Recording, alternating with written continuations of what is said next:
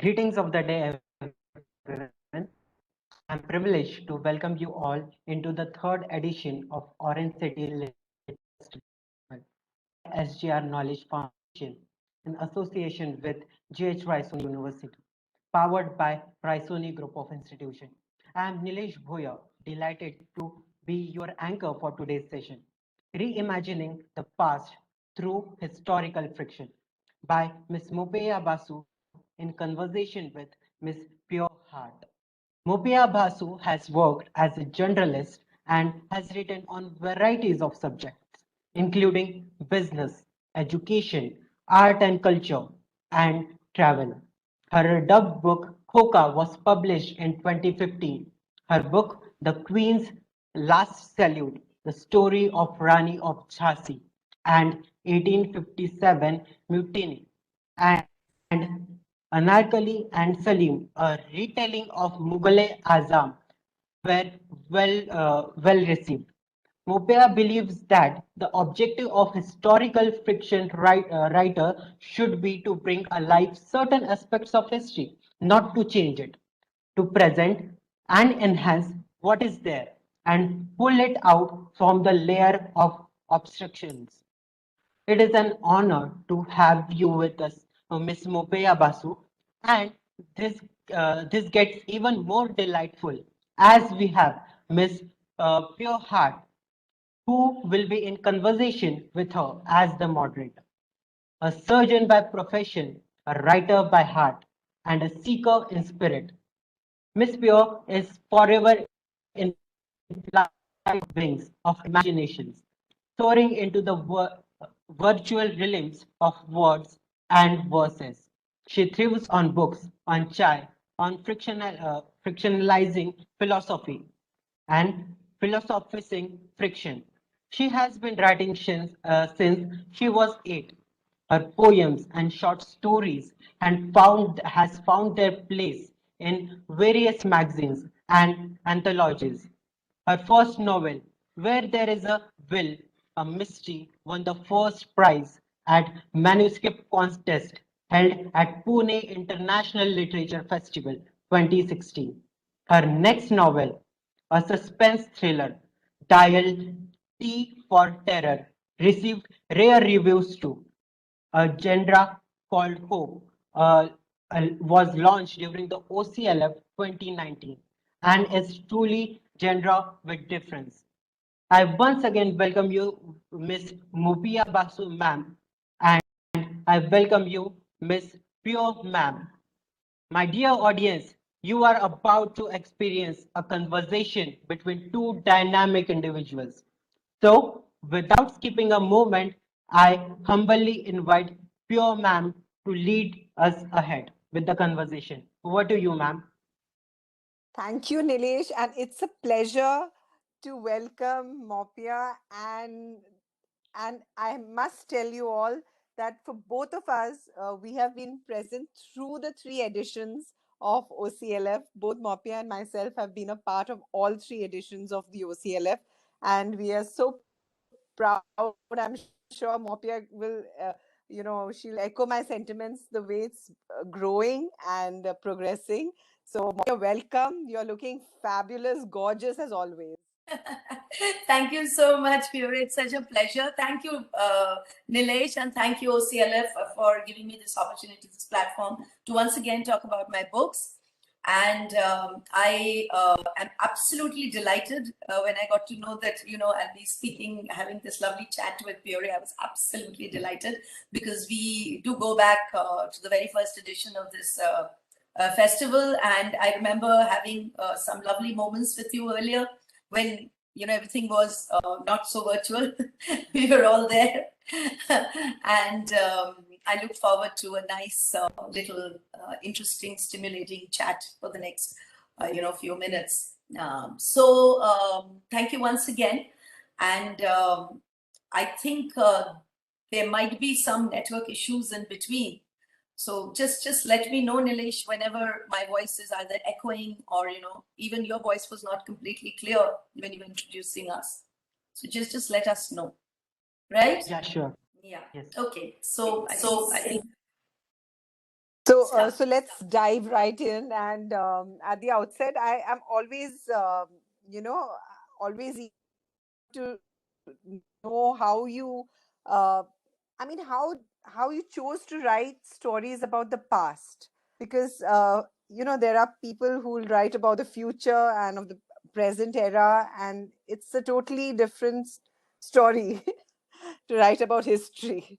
So, how did you start writing or think of writing about the past? Actually, frankly speaking, I did not, it was not a deliberate,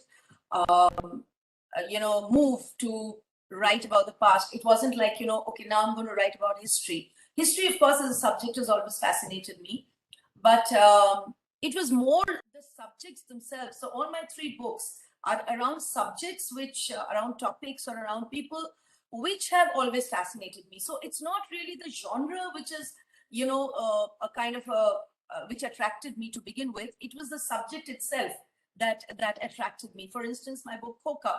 Khoka was about it's a collection of short stories about a little boy's journey, um, little boy's life and times during the 1930s and 40s in India, when India was engaged with the British, and the freedom movement was at its peak.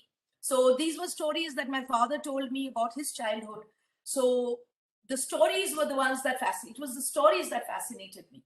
I wasn't thinking at that time that, okay, this is history, I need to talk about it. Yes, there was one very important aspect that, when these stories were told to me, I had a little regret when I saw the children of today.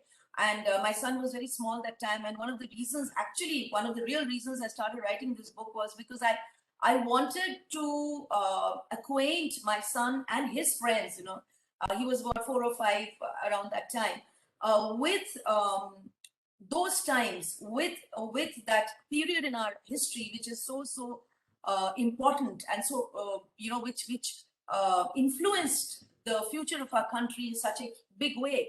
And I wanted them to know the legacy that they were carrying. I wanted them to know, the heritage that they had inherited, the legacy they had inherited, and I wanted them to um, follow in those footsteps of their predecessors, of their forefathers who fought for our freedom. So that was the intention when I wrote Khoka. The next two books were, of course, set in two different periods of history. One was during our first war of independence, 1857 Mutiny, and the third one, the last one that I wrote, was medieval India during the Mughals. Now, the second book when I wrote the book, I wasn't really thinking that, okay, I'm going to write about history. It was again the place that fascinated me. When I heard the history of that place was Orcha, it was Jhansi's neighbor, and the politics that were being played out at that time in that period, which was again a hugely important period in our historical calendar, in India's historical calendar.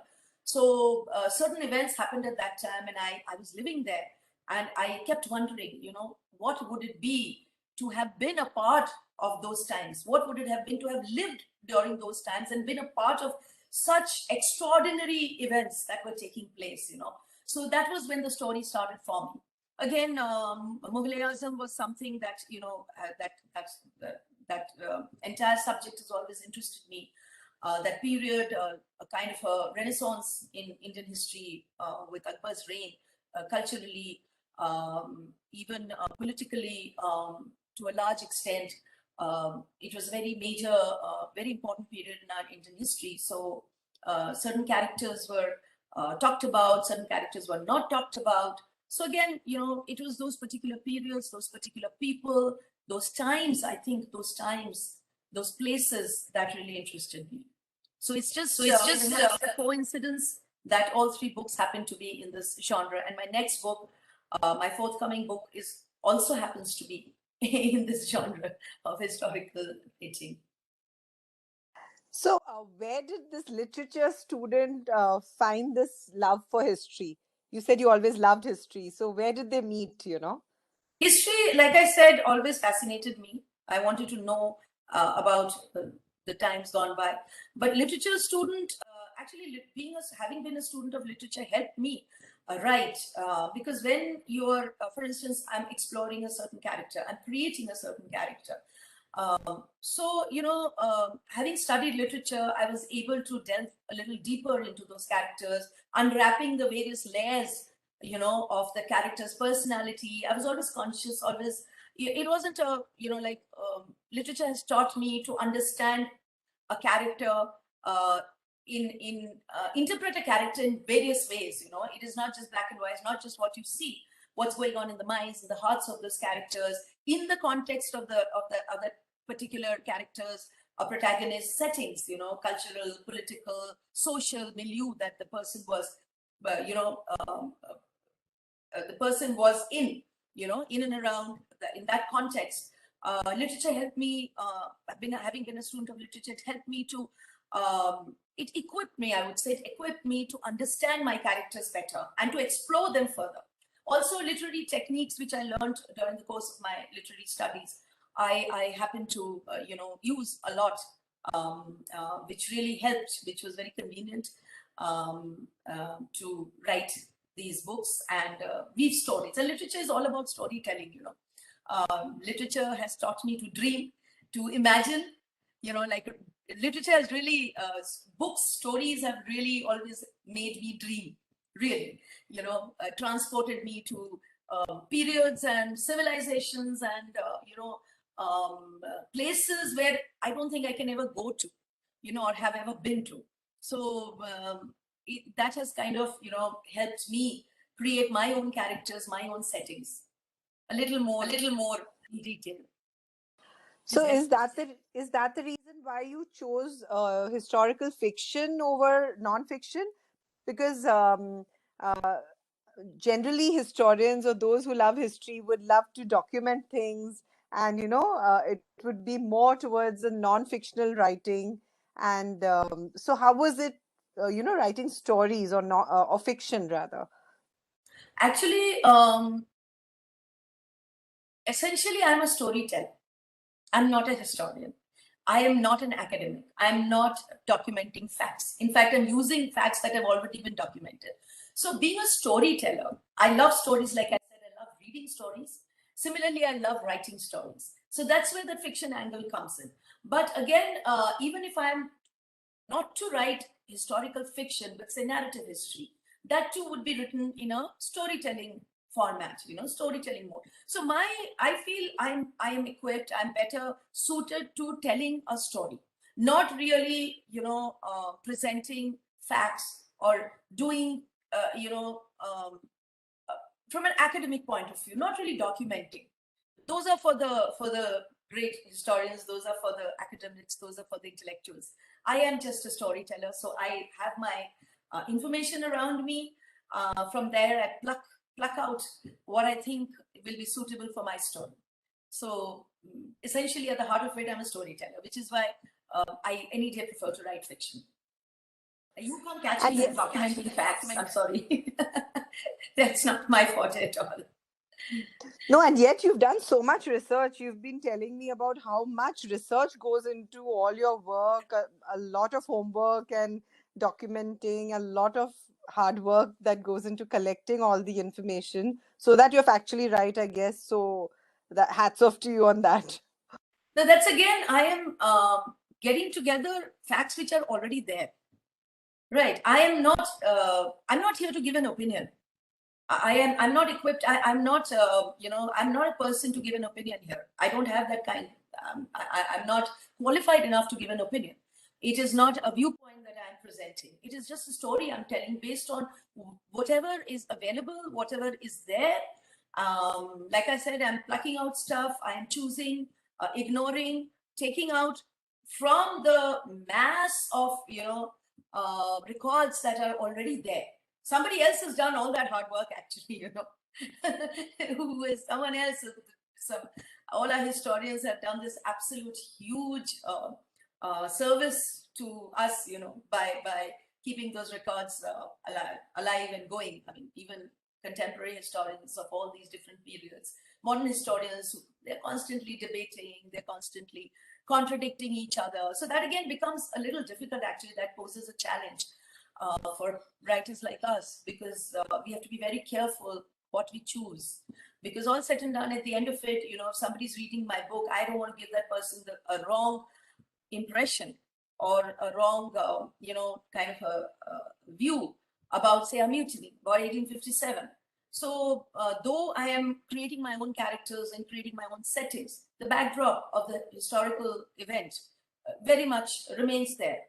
Okay, so I can't mess with those facts, right? I can't mess with the facts which are already there. I can't change the date of Jhansi's the British occupation of Jhansi as 1952 or as 1852 or 1860. It has to be on that particular day of 1857, or the date Rani Lakshmibai died, or Rocha attacked Jhansi, or the day Jahangir came on the throne, or the day Subhash Chandra Bose became the president of the Indian National Congress. So these are, or Jagdish Chandra Bose died. I can't change those facts. So that has already been documented. I use those facts. Any historical writer of fiction or narrative history would use the facts which are already there to his or her own advantage. So that's basically what I'm doing. Yes, I have to get together a lot of information, and the difficult part, the challenge lies in knowing, what to take, A, and B, whether or not that is corroborated, substantiated, and authentic. Because again, say if there's a French traveler who's written about the Vijayanagar kingdom or Akbar's kingdom in the 16th, 17th century. Now that person, when I've been reading the reports, has written totally from his point of view. He's not only documented what he's seen, but he's also given his viewpoint. So when I'm writing using his information, all I'm doing is taking out the descriptions, for instance,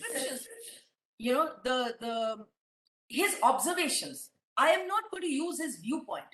I am going to ensure that my writing is not influenced by his tone, by his viewpoint.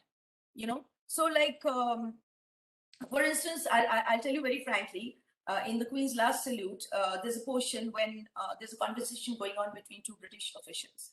So somebody read, before this book was actually published, somebody read that portion and actually told me that it is really, it sounds very British. It sounds from a very British perspective, what you've written, So that is something that I don't want to fall in that trap. That can be very dicey. I'm not here to give my perspective.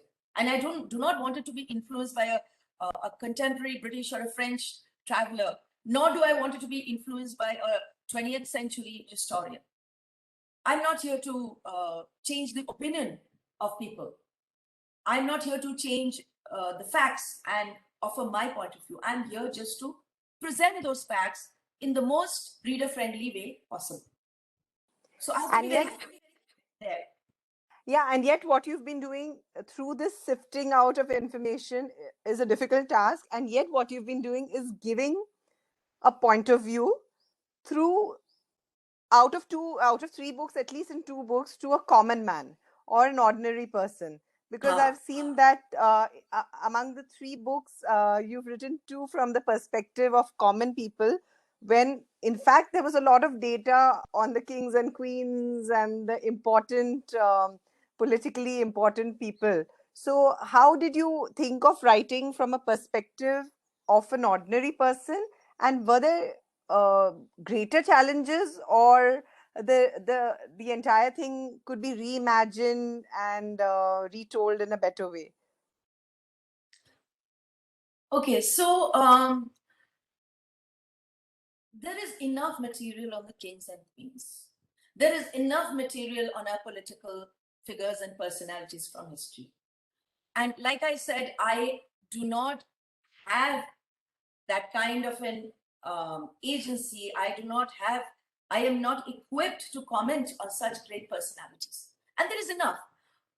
Why I wrote from a common man's point of view was that I feel that the destiny of a nation, destiny of an era, the destiny of a nation, the course of a country's history, or the the existing social systems at that particular period are inextricably linked to the individual, to the common man.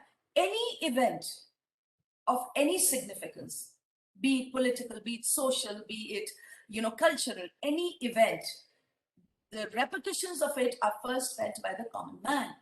So if I really want to reimagine a particular period, if I really want to recreate a particular period from history, I think I should be standing amidst the people of those times. I should be in the marketplaces, I should be in the bazaars, I should be, as a servant, maybe in the palace, I should be maybe even a scribe in one of the courts. I have to be a common man to understand, in order to convey what life was like in those times. Because all said and done, it is the common man, that who forms the cultural and social fabric of a nation. So a nation cannot remain isolated from the common man or woman, nor can a common man or woman remain isolated from the events that are taking place in and around him. So we normally get to read in history, particular dates. Okay, on this date, such and such thing happened. Such and such king did this, built rest houses and went to war, and or our national leaders, they did this, did that. That is all that we've read so far. Has anybody ever bothered to find out in all those textbooks of ours? Has anyone told us what were the common people going through when the freedom movement was at its peak in the 1930s and 40s, and so much was happening politically? The two nations were, on the verge of, two nations were rising from this one so-called, nation. What was going on in the minds and hearts of the common people? What were they feeling? The leaders were taking all the decisions. What were the common people feeling? Similarly, when 1857 mutiny happened, or there are two neighboring kingdoms who are at war with each other. Okay, now if a girl from Jhansi falls in love with a man from Orcha, the two kingdoms are locked in battle. But these are two individuals. What happens to them? And if you really want to know how people lived in Jhansi, if you really want to know how people lived in Orcha, you have to go there, you have to find out, you have to talk to people. I've spoken to a few people who say they have, he goes back generations in that place. So he told me about the kind of food, he told me about what they used to wear. And another very important thing is, that I feel that unless I go and get under the skin of the common man at that time, I will not really be able to even relate to the events of those times. I cannot reimagine a past that is totally limited within the confines of a palace or a political or a political party's office. I cannot do that. That will give us a very lopsided view, a very one-sided view of the milieu at that time. So I feel if you really want to know about the life and times, about a particular era, about going back to the past, it's very important that we tell the story from the point of view of the common men and women. And these common men and women may not be,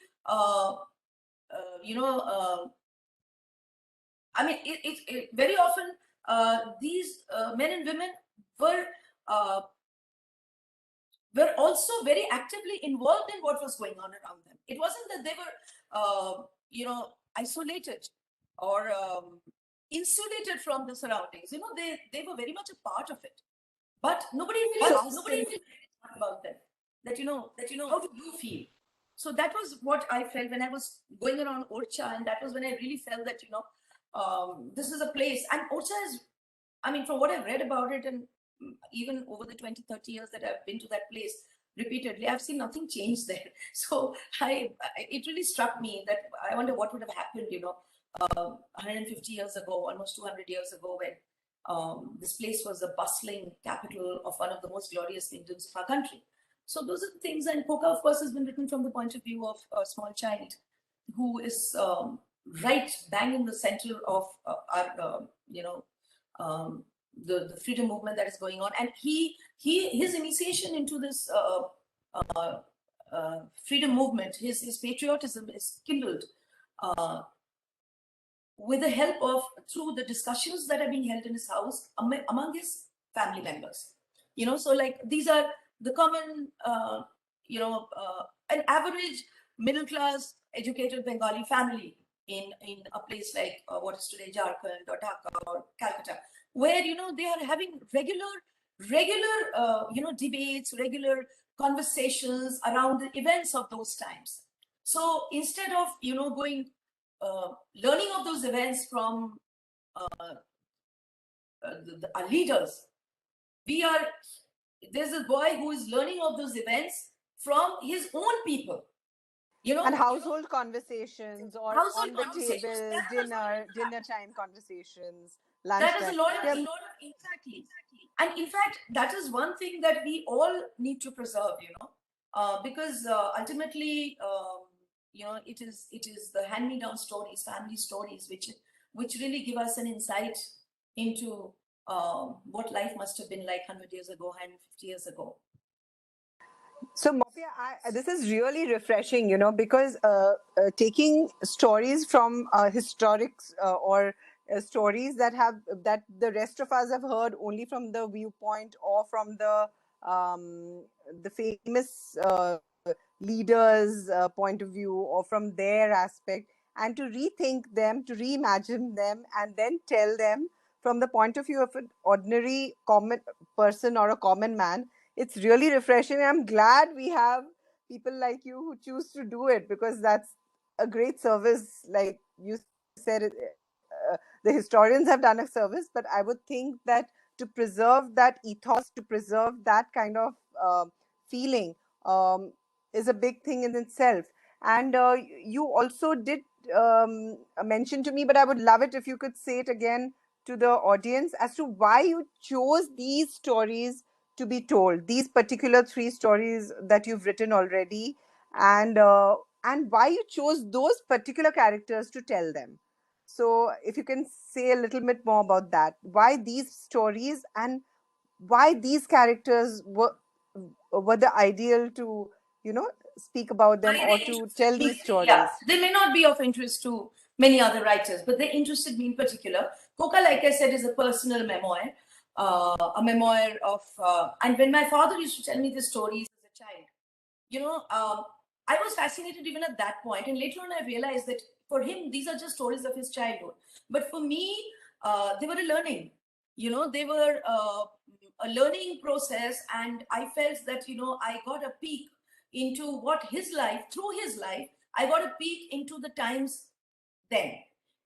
So in a common household, here we are not talking Nehru, and we're not talking Gandhi, and we're not talking Subhash Chandra Bose, and we're not talking.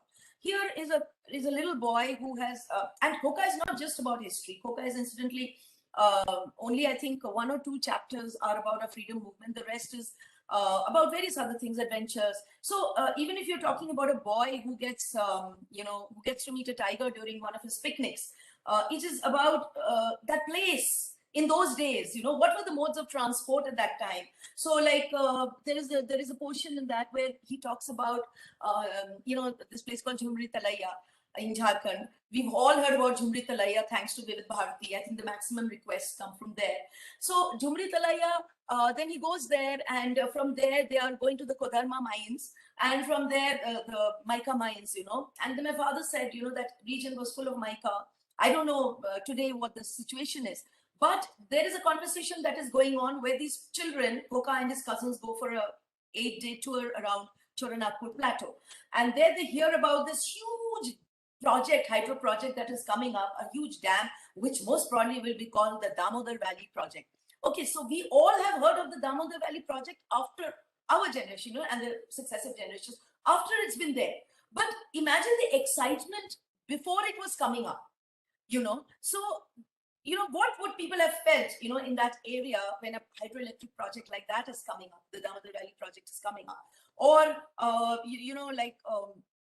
for instance, there is this story about a steamer ride that Khoka is taking with his mother from Golando to Dhaka. Golando, you know, Bengal, West Bengal, to that portion to Dhaka. And in those days, you know, they used to have these huge steamers which had double decks. So this gives us a peek into the caste, that system that prevailed there. That, you know, on one hand were the British, who used to sit in the upper deck, and for them different khana, different food was prepared by a special cook who made chicken curry for them, whereas the Indians, the natives, were all on the lower deck. And again, there was this very lot of friction between the Muslims and the Hindus. You know, that time, okay, the steamer goes aground, so they're stuck in the middle of the river Padma. So that time Padma was a huge conduit of trade, you know, between Bangladesh. The jute trade was very, you know, very flourishing that time. So these are the things that I wouldn't know of today, or my children wouldn't know of. You know, there were these steamers, like, you know, the Khoka is actually talking about the Titanic. He said, oh, you know, you're scared that what will happen to us. Okay, we are, at least it's not the Titanic, because Titanic, I think, sunk about 20 years before this incident took place. And these are real incidents, you know, and my father talked about fowls and hens, a lot of, you know, cargo that used to be carried, and then this storm used to come called Kal Boishakhi, which used to strike Bengal, which strikes Bengal even today. You know, summer storm, and it swept away everything, all the cargo, and, you know, 36 hours these people were with. So at that time, the kind of friction that was happening, this was pre-independence, pre-partition. So, you know, the different you know, equations that were taking place between different groups of people. So it's important to know all that, I felt. So this was your question was why? How about the Queen? And another Queen's famous last was speech. Sir Jagdish Chandra Bose. Sir Jagdish Chandra Bose actually came and died in Giridih. Giridih was where these stories are based. I didn't know about that. You know, there was a special train that was made for him. So all these stories fascinated me, you know, and I felt that, you know, if my dad hadn't told me the stories, I wouldn't have known about them. And these are such interesting parts of our history, which make a collective history, you know. The Queen, I chose because I fell in love with Orcha.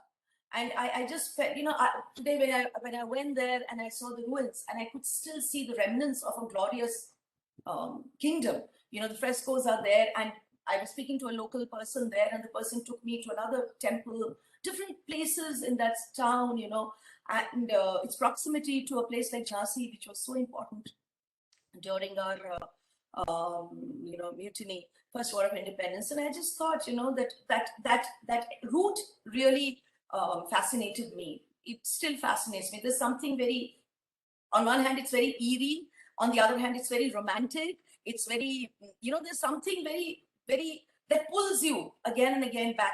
And Orcha also happens to be a very holy place. So there are so many, you know, tales around Orcha, legends around Orcha, which I have never read anywhere in our history books. And these are very interesting tales, you know, like the wedding of Salagram and Tulsi, you know, viewed by a British official who was posted there. It was a grand affair. Salagram was Shaligram, what we know as a representation of Lord Vishnu. It's a small pebble, and how, you know, the pebble was decorated as a groom and married off to a tulsi plant who was decorated as a bride, and it was such a grand feast. Or mango trees being married to mango trees, you know, the owner of a tree couldn't consume the fruit unless he married his mango tree to another mango tree of another orchard. And these were huge feasts, you know, at least 100 guests would be there, you know, which was also considered very modest, you know. So these kind of, or the way they used to send letters to each other. So these things were very fascinating, and that's what makes, you know, the fabric of a nation. You know, these small things. Our nation, any country's identity is not just the wars and the battles and, you know, the politics. A country's identity lies in its people. A country's identity lies in its cultural, you know, ethos.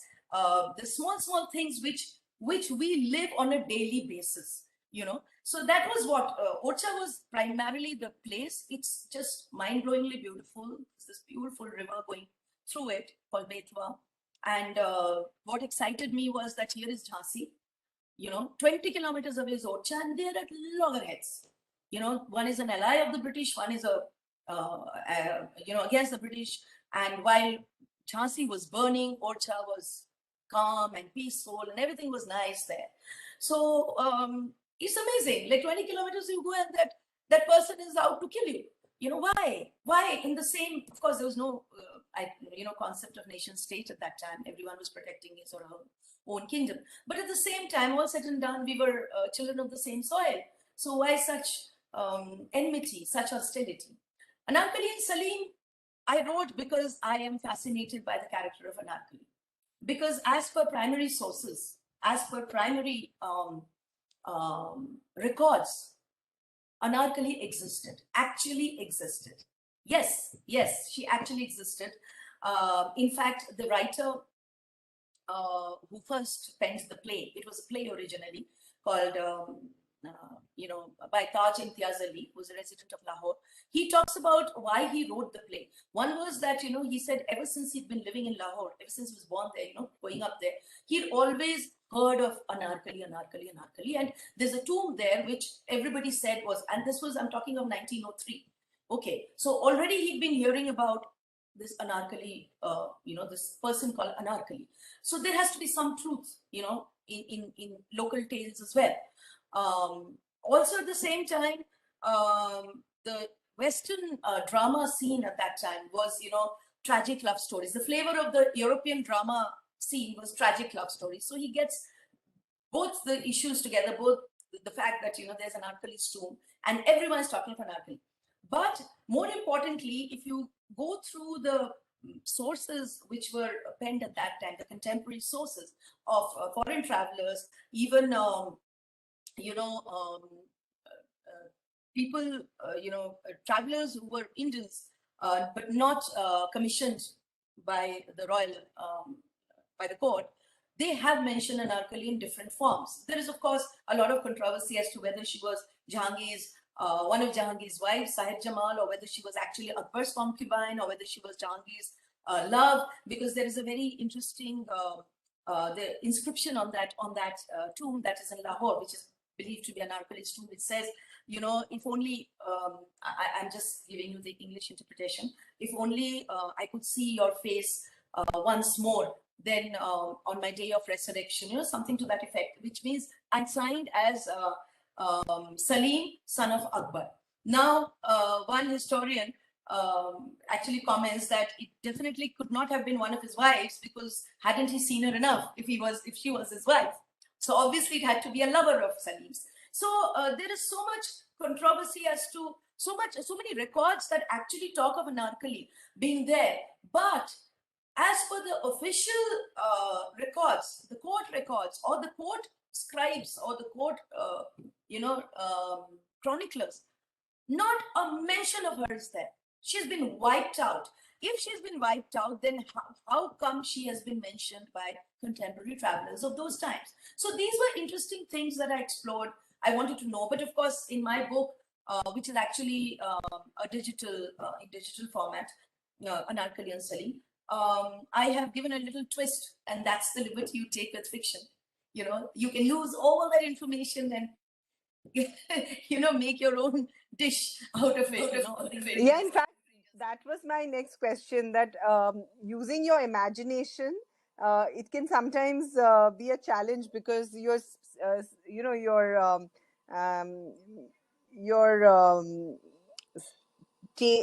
tales are through the voice of a common man, and yet the challenge is to be in that space. Like, I heard that you even had to go to certain places to have a feel of that place, the bazaars, the ruins, like you said just now.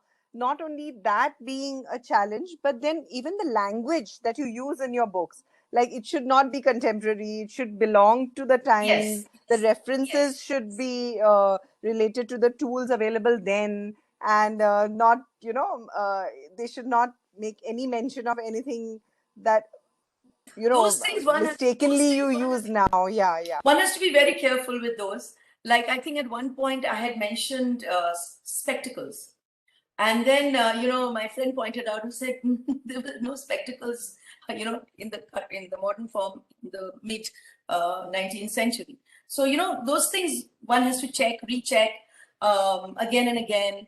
The language, again, should not be very contemporary unless you are deliberately, you can write books in many ways. So you want to give it a modern context, or but no, if I'm writing historical fiction, I would like to keep it. Of course, writing in English, you lose a bit of that flavor, unfortunately, which was really sad, because I wanted to talk about way Anarkali or Jahangir spoke, or the Bundeli ways they spoke. But maybe some words, the stories have been interspersed. There are some smattering of Urdu words, Hindi words, local dialects here and there, just to give that feel. But yeah, the tone has to be very measured. One has to be very careful, definitely. And again, one has to be very careful that no particular researchers or chroniclers tone should influence your writing. Of course. And as we're nearing the end of this session, I don't know how fast we've been enjoying this so much, but I need to ask you how do you think of writing within this genre versus sometimes writing across genres? Do you really believe in having a niche in this kind of genre? What do you think about that? Again, like I told you right in the beginning, at the outset, that I did not deliberately start writing in this genre. It wasn't like okay, now I'm going to write historical fiction. What I found interesting, I wrote about.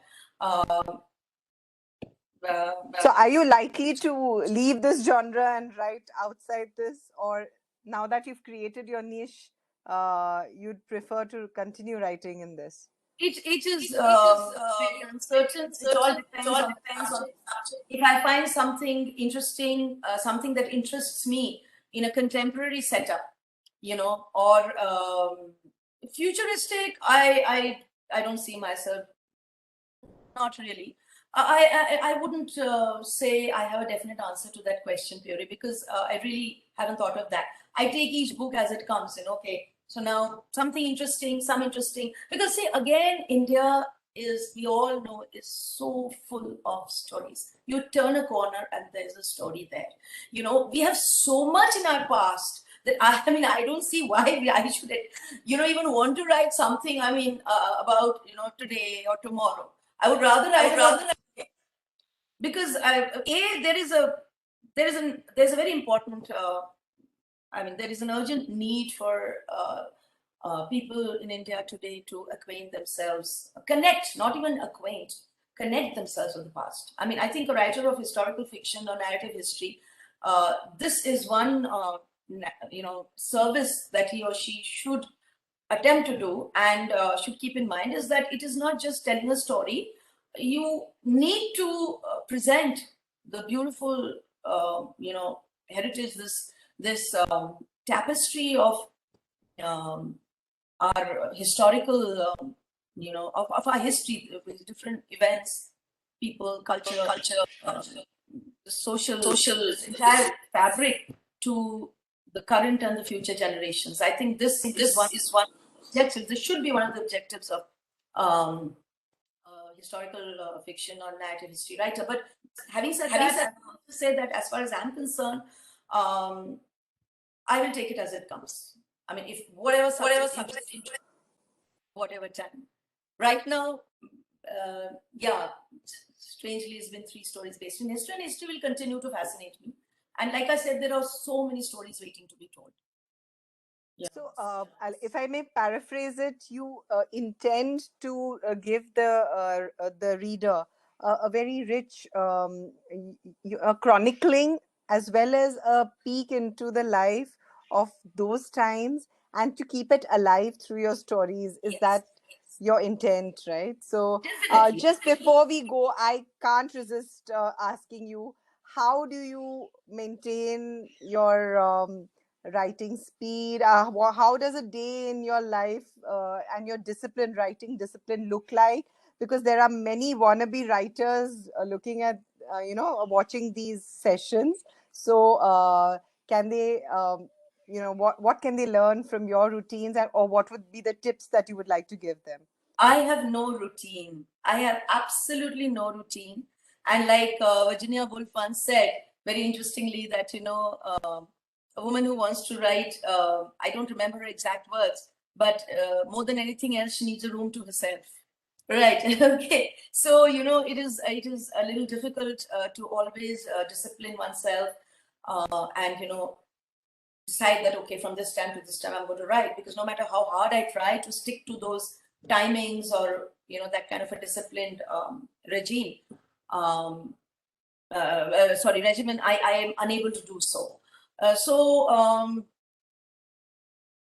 When I can write, sometimes, the flow is good. So a few days continuously I can write, then something may happen, or then I suddenly get stuck. So I wouldn't say there is any fixed, but yeah, I try to, I try not to get away from that for too long, because if that is the case, then I need to reorient myself again. That takes a lot of time. So, but I mean, under normal circumstances, a book takes a fair amount of time to be written. It is not, and there are writers who are far more disciplined. They have a particular regimen, okay. In the day, they schedule themselves accordingly and say, I'm going to write from this time to it, come what may. I have never been known to be a disciplined person. I can't write like that. So I think we have just time enough for a one-line answer. If you can give me what about those writers who wish to write history or historical fiction? Is there any tip or advice you'd like to give them? We have just time enough for maybe a couple of lines, and that's it. You have to fall in love with your country and that particular period that you have planned to write about. If you are not connected with that period emotionally, I feel I can't write.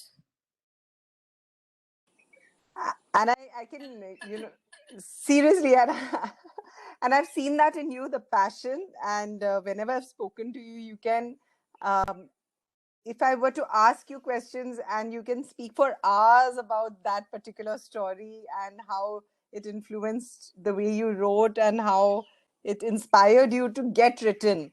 And that, according to me, is what a writer is all about. And the successful writer is that who can transfer us to those eras and to that period.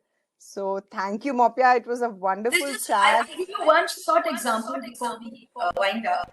You asked me, what would I tell aspiring historical fiction writers? I'll give you an example. All the places I've lived in so far have been historical cities. For instance, there's been Delhi, there's been Meerut, there's been Jhansi, there's been Hyderabad, and there's been Pune, primarily, and even Guwahati, where I was for a very short time, which is known for the famous between Lachit Barphukan and Akbar's battle and all that. So now I'm asking you one thing. Why didn't I write about the Kali Paltan of temple in Meerut? Why didn't I write about the beginning of the mutiny in Meerut? Why didn't I write about Delhi's history? Why didn't I write about Pune's history? Pune was the capital of the Peshwas. Why, of all the places, and not even so much about Jhansi, of all the places, why did I choose Orcha, for instance? Right. Moupia, I'm not sure you'll give up Pune, because I'm sure you'll write something about Pune sometime or the other. I just have this inkling. A lot of people who are far better equipped to write about it. But I'm saying that it did stuff to me. I'm being very honest, and this is a very unacademic. It's just closer to the heart viewpoint. Yeah, something drew me to that place. I've never seen Jharkhand, but I've seen, and Jharkhand was described to me that erstwhile Bihar is of my father. First. So it pulled at my heart. I could have written about all the other historical cities. But why these? Because that's why I said you have to fall in love with your subject. Be it a king, be it the underdog, be it the common man or woman, be it the place, be it that event, you have to fall in love with that particular subject. You have to have an emotional connection. If you really And then the if you and then the reader cannot storytelling. help but fall in love with your book and the story, and I'm sure they would love whatever you told us about today. So we will have to, I'm afraid, wrap up today's session. And thanks a ton, Moupia, and it was wonderful. Thank you so much. Thank you. Would you like to say something? As always, it's a pleasure. It's a pleasure. As always. And unfortunately, it was virtual this time. I hope next year we can meet face to face. And thank you. Thank you, Lakshman. Thank you, Lakshman, for being there. And patiently hearing us out. I'd like to thank Lakshman from the IT team, and Nilesh, over to you. Nilesh, thank you so much. Thank you. At all the outset, I would like to thank Miss Moupia Basu ma'am and Miss Pure Heart ma'am for joining us today.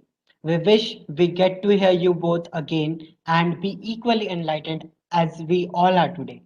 And for my dear massive audience, I am sure that after witnessing this conversation, you all are taking home an enriched vision of yourself, just as I will. Thank you for joining us today. Until I see you again, this is Nilesh Boer signing off. Thank you.